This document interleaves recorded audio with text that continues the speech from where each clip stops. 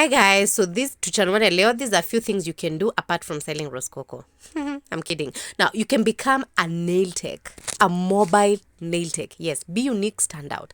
You need only to invest in good equipments.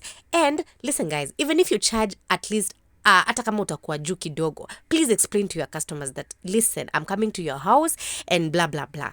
People will trust you if you can be trusted. Now, I've showed you that equipment that you can import from Alibaba. Inakaa kama suitcase. Yeah? That one. So you can carry your things, and then when you're going, you can use a bike, Uber. Naongea haraka haraka. Number 2, you can learn a skill from anywhere and teach here on TikTok. Guys, msikuja kushake nyash. Nyash is good if you have a very good round nyash, and if that is what you love, it's good. But if you can learn a skill and teach people, trust me, you can bank on that. Trust me, I know. Now, you can also take people to Gikomba. Listen, now, I'll break it down for you. I do it myself. I charge 1,500 for 5 hours, okay? So listen, nowadays I don't take people so much because I am busy with other things. Now, if I decide to do this on a daily basis, trust me, ebu nifanyie hesabu how much. I never, sikosangi mtu ananiambia, nataka unipeleke Gikomba. Ebu, just go to Gikomba, potea, learn something, okay?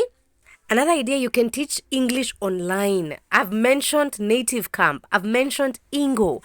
It's so easy, guys. I've mentioned that. Go search that right now and start doing it.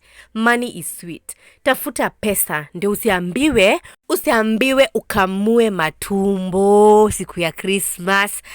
Ama wende unaambiwa tadhiorute tadisio buraini. Please. Tafuta pesa. No one has ever died kufanya quote-unquote odd jobs.